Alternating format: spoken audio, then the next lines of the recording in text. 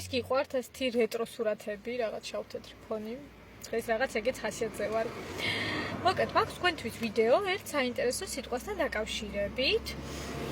გუში მყავდა სტუმრები და საუბარი იყო რაღაც გადასვლა გადმოსვლასთან დაკავშირებული და აი იდეა ახალი ვიდეოსთვის რა.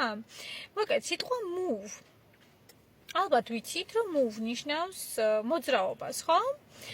მაგალითად, ჩვენ ვიცით გააგრძელე, go on და სინონიმი არის move on. ვინც არ იცოდა, დაიმახსოვრეთ, ხო, მოინიშნეთ ეს ამბავი. Move on. გააგრძელე. ან ერთი ვიდეო გემახსოვრებათ ჩემი get a move on. Get a move on. ანუ იჩქარე, იმოძრავე, move on. ხო? აბა წინ წავიდეთ, ხო?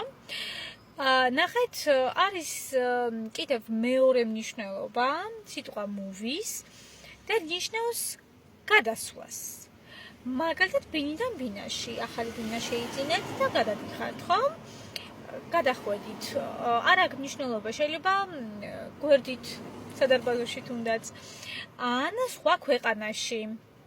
ამას მნიშვნელობა არ აქვს. ანუ მთავარი იდეა არის, რომ ერთი ბინიდან მეორე ბინაში გადადიხარ.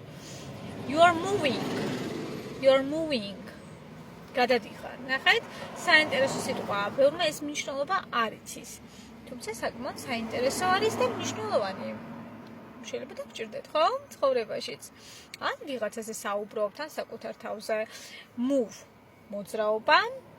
Move. გადასვლა სხვა სახლში. Move on.